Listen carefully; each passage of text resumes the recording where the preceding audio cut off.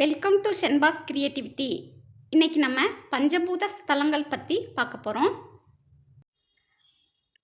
பஞ்சபூத தலங்கள் என்பவை நிலம், நீர், நெருப்பு, காற்று, ஆகாயம் எனும் பஞ்சபூதங்களுக்கு உரிய சிவாலயங்கள் ஆகும். மதுரையிலேயே பஞ்சபூத தலங்கள் இருக்கிறது நம்மள பல பேருக்கு தெரியலை. இன்னைக்கு நம்ம மதுரையில் உள்ள பஞ்சபூத தலங்களை பற்றி பார்க்க போகிறோம். முதலாவதாக நாம் பார்க்க போகிற கோயில் மதுரை செல்லூரில் உள்ள திருவாப்புடையார் கோயில். பஞ்சபூத தலங்களில் நீர் ஸ்தலமாகும். மூலவர் ஆப்புடையார், இடபுரேஷர், அன்னவினோதன், தாயார் சுகந்த குந்தலாம்பிகை. இந்த ஆலயத்தில் உள்ள அம்பிகையை வணங்க திருமணத் தடை நீங்கும் என்பது நம்பிக்கை. சோழாந்தக மன்னன் என்பவன் மிகச் சிறந்த சிவபக்தனாக இருந்தான்.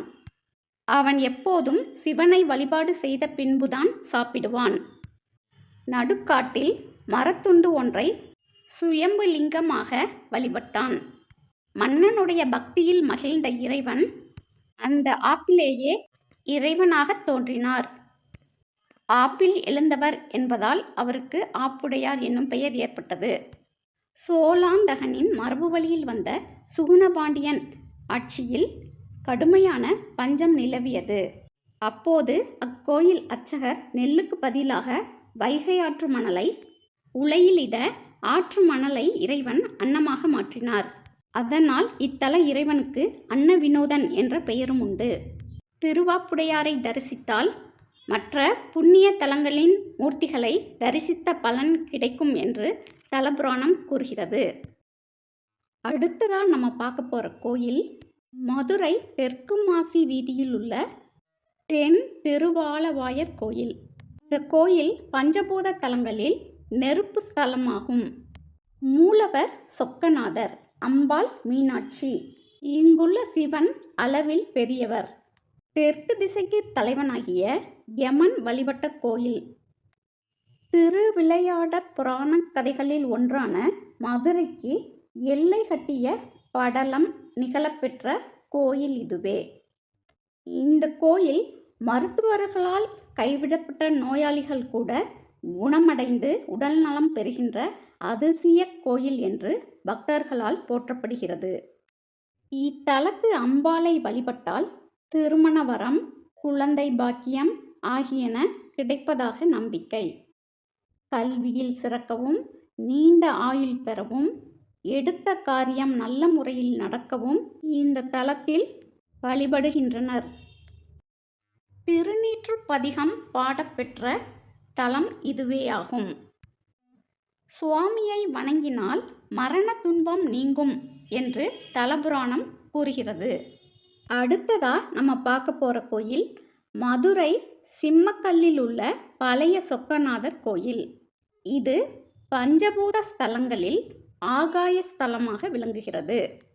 மதுரை சிம்மக்கல் பகுதியில் உள்ள பழைய சொக்கநாதர் கோயில் மீனாட்சி அம்மன் உடனுறை சிவபெருமான் கோயிலாகும்.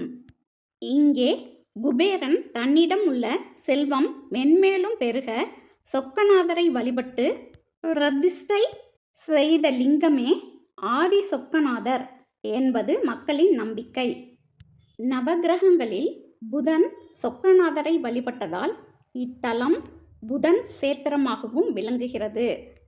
வறுமை, திருமணத்தடை மற்றும் குழந்தை பாக்கியம் பெறுவதற்கு இங்கே வேண்டினால் நற்பலன் கிடைக்கும் என்ற நம்பிக்கை நிலவுகிறது. அடுத்ததாக நம்ம பார்க்க போகிற கோயில் இம்மையில் நன்மை தருவார் கோயில். இது பஞ்சபூத தலங்களில் நிலஸ்தலமாகும். இந்த கோயிலில் சிவனும் பார்வதியும் அமர்ந்த கோலத்தில் மேற்கு நோக்கி காட்சியளிக்கின்றனர்.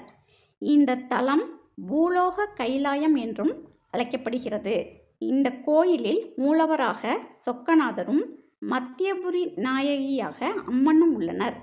இந்த கோயில் பூமி தலமாவதால் புது கட்டிடம் கட்ட துவங்குபவர்கள் பிடிமண்ணை எடுத்து வந்து இக்கோயிலில் வழிபட்டு செல்வது வழக்கமாக உள்ளது. இக்கோயிலில் உள்ள மூலவராகிய சொக்கநாதர் இப்பிறவியில் நாம் செய்த பாவங்களை இப்பிறவியிலேயே மன்னித்து நன்மை தருவதால் இக்கடவுளை இம்மையிலும் நன்மை தருபவர் என்று அழைக்கின்றனர். அடுத்ததாக நாம் பார்க்கக்கூடிய கோயில் தெப்பக்குளம் முக்தீஸ்வரர் கோயில். பஞ்சபூத தலங்களில் இது வாயு தலமாக உள்ளது. பழமை வாய்ந்த இக்கோயிலில் சிவன் முக்தீஸ்வரராகவும் அம்பாள் மரகதவள்ளி தாயாராகவும் காட்சி தருகின்றனர். இந்த கோயிலில் ஒரே இடத்தில் நின்று அன்னையையும் ஈசனையும் தரிசனம் செய்யலாம். சூரியனுடைய கதிர்கள் இறைவனை பூஜிக்கும் தலங்களில் இதுவும் ஒன்று. இந்திரனின் வாகனமான ஐராவதம் சாப விமோச்சனம் பெற்ற தலம் இதுவே. இக்கோயிலில் ஒவ்வொரு வருடமும் மார்ச் மாதம் 10ஆம் தேதி முதல் 22ஆம் தேதி வரையிலும், செப்டம்பர் மாதம் 18ஆம் தேதி முதல் 30ஆம் தேதி வரையிலும் சூரிய ஒளி இறைவன் மீது பிரகாசிக்கிறது. இந்த நிகழ்ச்சி 20 நிமிடம் வரை நீடிக்கிறது.